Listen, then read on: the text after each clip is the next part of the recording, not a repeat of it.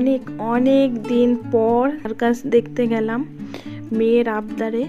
মেয়ে বলছে আজকেও সার্কাস দেখবেই দেখবে। তো সার্কাসের শো শুরু হবার আগে আমরা খাওয়া খাই করে নিলাম। হ্যালো এভরিওয়ান, কেমন আছো সবাই? আশা করি ভালো আছো, সুস্থ আছো।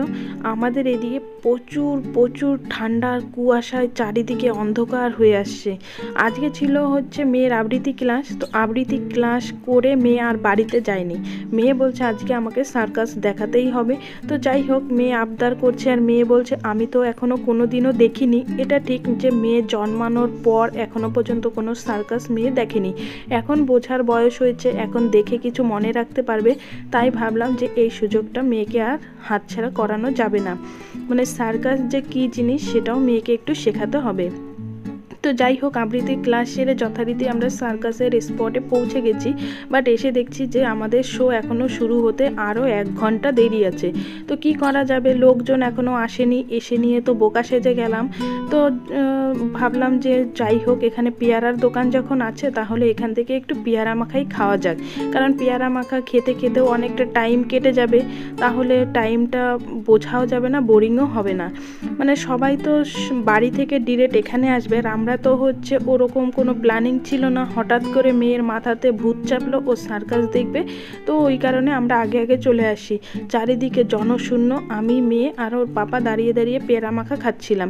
তো যাই হোক, তোমাদের যদি লোভ হয় তাহলে বলতে পারো, তোমাদেরকেও পেয়ারা মাখা দেওয়া হবে। তারপর অবশেষে সেই দুপুরের শো বিকালের শোটা শেষ হলো। 4টার শো শেষ হয়ে যাবার পর সবাই বেরিয়ে আসছে, আর এখন আমাদের টিকিট কাটা হবে, তারপর আমরা যাব। আর এখানে এসে দেখছি মেয়ের বান্ধবী বিকেলে 4টার শোতে এসেছিল।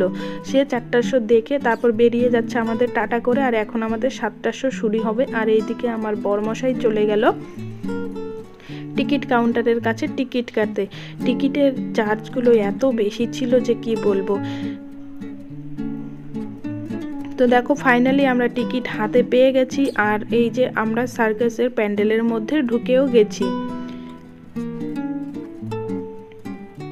সার্কাসে ঢুকে এখন আমরা দেখো সব গ্যালারিগুলো ফাঁকা, চেয়ারে লোকজন এখনো আসেনি। আমরাই ফার্স্ট ঢুকেছি 7টার শোয়ে, তারপর পেছন পেছন সবাই ঢুকছিল।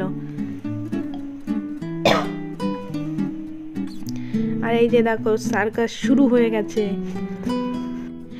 African Tarzan circus. সার্কাস দেখতে কার কার ভালো লাগে তারা অবশ্যই একটু কমেন্ট করে জানিও তো। আমার মেয়ে তো দেখে পুরো প্রথমে সে জোশ, অনেক এনার্জি নিয়ে দেখছিল, কিন্তু যখন দেখলো যে 3 ঘন্টা ঠাঁই দিয়ে বসে থাকতে হবে, তখন অর্ধেক হয়ে যাবার পর আর বসতেই যাচ্ছিল না। বলছে পাপা আর দেখবো না, চলো বাড়ি চলো বাড়ি। মানে প্রথমে যে আনন্দটা ছিল সেই আনন্দটা ছিল না। একই জায়গায় 3-4 ঘন্টা বসে থাকা মানে তার কাছে ভীষণ চাপের। কত রকমের সার্কাস, এগুলো সার্কাস যখন আমরা ছোট ছিলাম তখন অনেক দেখেছি, বাট এখন আর আসেও না, আর দেখাও হয় না। তো ভাবলাম যে মেয়েকেও একদিন দেখাই।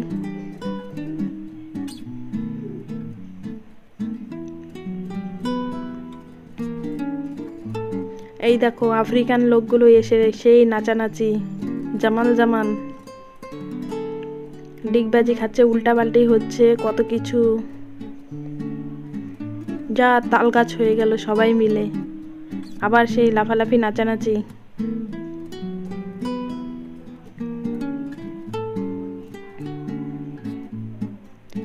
যাই হোক, 10টা বেজে গেছে, আমাদের শো শেষ। তারপর আমরা দেখো জনশূন্যহীন রাস্তা দিয়ে যাচ্ছি। যারা যারা সার্কাসে ছিল তারাই শুধু বাড়ি ফেরার জন্য এই যে লোকজন, আর বাকি নেই। আর কিছু কিছু লোক রাস্তার ছিল। তো এত রাত্রি হয়ে গেছে, এত রাত্রে তো আর রান্নাবান্না করা যাবে না, তাই দোকান থেকেই খাবার নিয়ে বাড়িতে যেতে হবে একবারে। তো এই যে আমরা বিরিয়ানির দোকানে গাড়িটা দাঁড় করিয়ে বিরিয়ানি প্যাকেট করে নিচ্ছি। আমি দোকান থেকে চিকেন বিরিয়ানি, মাটন বিরিয়ানি খাই না। আমি হয় আলু বিরিয়ানি না হয় এগ বিরিয়ানি খাই, কারণ চিকেনটা ভালো করে ধোয়া থাকে কি না আমার রুচিতে পোষায় না, ওই জন্য আমি খাই না। তো আমি আজকে আলু বিরিয়ানি প্যাক করে নিয়ে নিলাম। 2টো বিরিয়ানির প্যাকেট নিলে আমাদের 3 জনের হয়ে যায়। তো বিরিয়ানির প্যাকেট নিয়ে বাড়ি চলে এসেছি। এসে নিয়ে ড্রেস চেঞ্জ করে হাত পা ধুয়ে এখন থালার মধ্যে পারবো, তারপরে আমরা এগুলোকে খাওয়া দাওয়া করব। বিরিয়ানি দেখে কার কার লোভ হচ্ছে তারা বলো।